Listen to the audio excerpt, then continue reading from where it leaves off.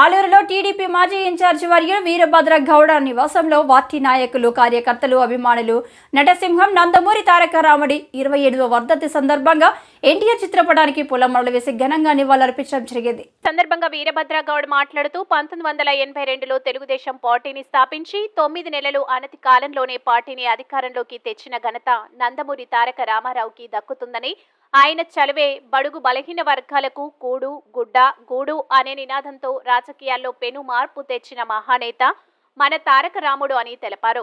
బడుగు బలహీన వర్గాలకు రాజకీయ భిక్ష పెట్టిన నాయకుడు నందమూరి తారక రామారావని, ఆయన భిక్ష వల్ల బడుగు బలహీన వర్గాలు రాజకీయ నాయకులుగా ఎదిగారని, ఆయన మరణించి 28 సంవత్సరాలవుతున్న ఆయన సేవలు తెలుగుదేశం పార్టీ నేటికి కొనసాగిస్తుందని ఆయన కొనియాడారు. ఈ కార్యక్రమంలో తెలుగుదేశం పార్టీ సీనియర్ నాయకులు అరికెర ఆంజనేయ, కేశన్న, ఉచ్చిరప్ప, లింగన్న, బైరేష్, లక్ష్మణ, వన్నూర్ వలి, ఎల్తార్తి మహేష్ మరియు టీడీపీ నాయకులు, కార్యకర్తలు, బీవీజీ యువత పాల్గొని నివాళులు అర్పించారు. 9 నెలల్లోనే పార్టీ పెట్టి ముఖ్య ఉద్దేశం కూడు కూడు నీడ ఈ మూడుతో పార్టీ పెట్టి మళ్ళీ 9 నెలల్లోనే అధికారం చేయించుకుని బీసీలకు రాజకీయం నేర్పించిందే ఒక తారక రామారావు గారు అని చెప్పొచ్చు.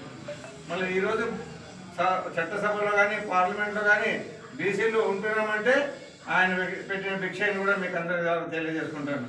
మరి ఇటువంటి మహానుభావుడు ఆ రోజు మన జాతీయలో ఉండే వాళ్ళని గడగడలాడించి ఆంధ్రదేశంలో తెలుగు జాతిని ఉత్తేజపరిచిన ఘనుడు ఈరోజు ఎన్టీ రామారావు గారు అని చెప్పొచ్చు.